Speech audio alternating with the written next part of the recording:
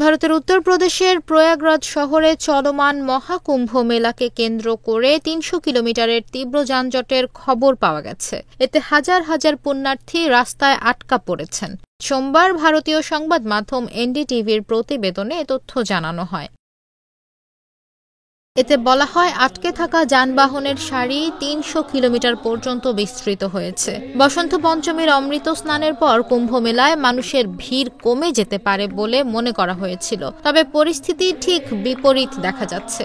এখনো হাজার হাজার পুণ্যার্থী স্নানের উদ্দেশ্যে প্রয়াগরাজ রওনা দিয়েছেন। প্রতিবেদনে আরও বলা হয়, যানবাহনের দীর্ঘ সারির কারণে যানজট নিয়ন্ত্রণে আইন শৃঙ্খলা বাহিনীর ব্যাপক হিমশিম খেতে হচ্ছে। পুলিশ প্রয়াগরাজ যাওয়ার পথে মধ্যপ্রদেশের বেশ কয়েকটি জেলার যানবাহন চলাচল বন্ধ করে দিয়েছে। আজ কুম্ভ মেলামুখী সড়কে ২০০ থেকে ৩০০ কিলোমিটার লম্বা যানজট রয়েছে। ভারতের বিভিন্ন প্রান্ত থেকে যাত্রীবাহী গাড়ি, বাস এখন কুম্ভমুখী। বারাণসী, লখনৌ এবং কানপুর থেকে প্রয়াগরাজের রুটে ২৫ কিলোমিটার পর্যন্ত যানজটের খবর পাওয়া গেছে।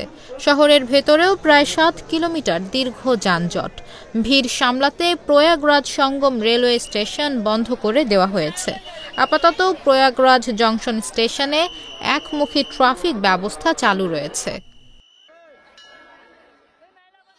যানজটে আটকে থাকা এক ভুক্তভোগী জানান, তিনি যানবাহনে ৪৮ ঘণ্টা ধরে আটকে আছেন।